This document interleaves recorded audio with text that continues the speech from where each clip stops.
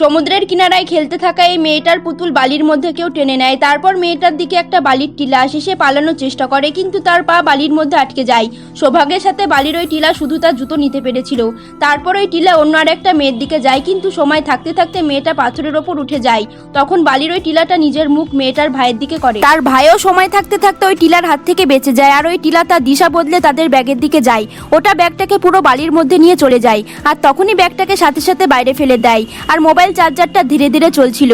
চার্জারটাকে বাঁচানোর জন্য তারা সবাই ওটা টানতে থাকে, আর ওটার মধ্যে থেকে একটা বাদর বেরায়। আর জানা যায় যে তার পায়ে ওই চার্জারটা আটকে গেছিল, আর ওই বালির টিলার মধ্যে ওই বাদরটাই ছিল। বাদরটা বলে, আমি তোমার একটা ইচ্ছা পূরণ করব, কিন্তু তার বদলে আমাকে এখান থেকে যেতে দিতে হবে। এই ছেলেটা বলে, আমাকে স্পাইডারম্যানের মতন শক্তি দাও, যাতে আমি ওই পাথরের ওপর সহজে চড়তে পারি। তার ইচ্ছা পূরণ করার জন্য বাদরটা তার শরীরকে বেলুনের মতো ফোলায়, আর তার সব গ্যাস ছেড়ে দেয়। সবাই ভাবে যে বাদরটা ভ্রপ মেরেছে। তখনই বাদরটা বালির মধ্যে চলে যায়, আর ওই ছেলেটা সত্যি পাথরের ওপর চড়তে পারছিল।